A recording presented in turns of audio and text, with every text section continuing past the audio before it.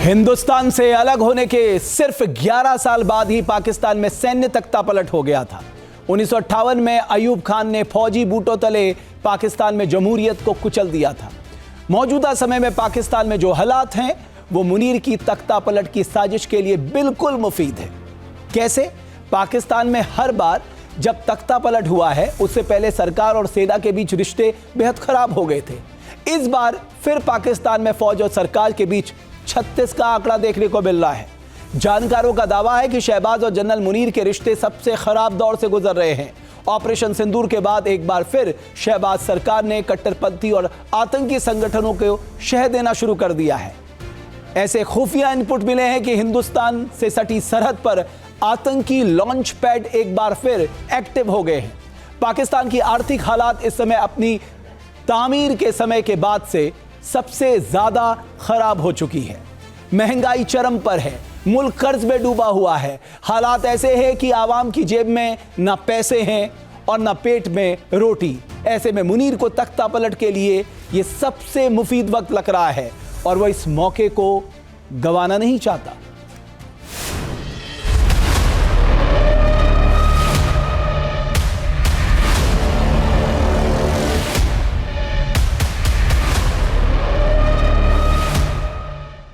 एक तरफ field marshal Asim Munir Pakistan में तख्तापलट के सपने देख रहा है।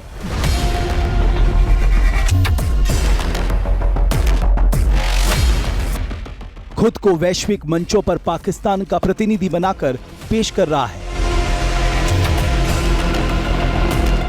वहीं दूसरी तरफ पाकिस्तान में हालात खस्ता होते जा रहे हैं।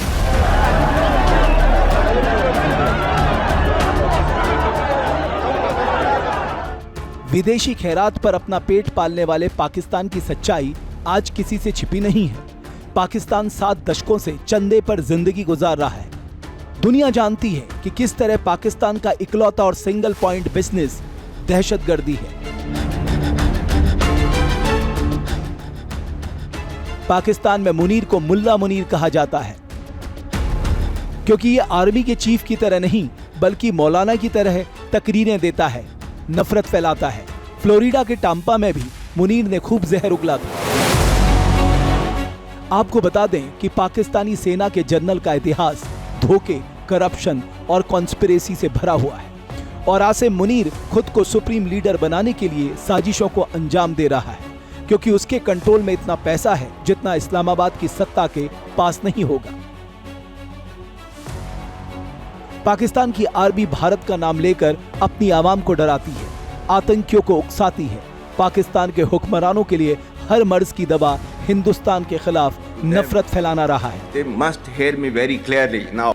पाकिस्तान की जनता फटेहाल है, 2 जून की रोटी को तरस रही है, लेकिन उनकी सुध लेने वाला कोई नहीं है। पाकिस्तान के क्या हालात हैं जरा इन आंकड़ों से समझिए।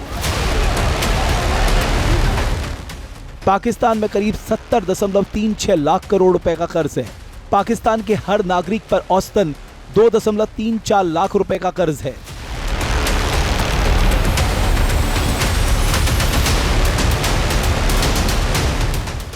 सोचिए पाकिस्तान कंगाली के किस स्तर पर पहुंच चुका है, लेकिन पाकिस्तान की आर्मी मौज में है। पाकिस्तानी फौज अपने मुल्क की हिफाजत की जगह व्यापार पर ज्यादा फोकस करती है। पाकिस्तानी आर्मी अपने मुल्क का सबसे बड़ा बिजनेस ग्रुप है। मीडिया रिपोर्ट्स के मुताबिक पाकिस्तानी सेना का बिजनेस एम्पायर उसे खूब मुनाफा देता है। मशहूर पाकिस्तानी लेखिका आयशा सिद्दीकी ने अपनी किताब इनसाइड पाकिस्तान्स मिलिट्री इकोनॉमी में खुलासा किया है कि पाकिस्तानी आर्मी 100 से ज्यादा तरह के कारोबार करती है। पाकिस्तानी आर्मी का सीमेंट कारोबार सबसे बड़ा है।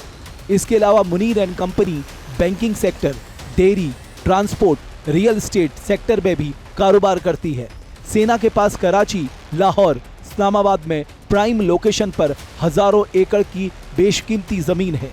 सेना की डिफेंस हाउसिंग अथॉरिटी की कीमत अरबों डॉलर है। पाकिस्तानी फौज करीब 100 अरब डॉलर की मालिक है।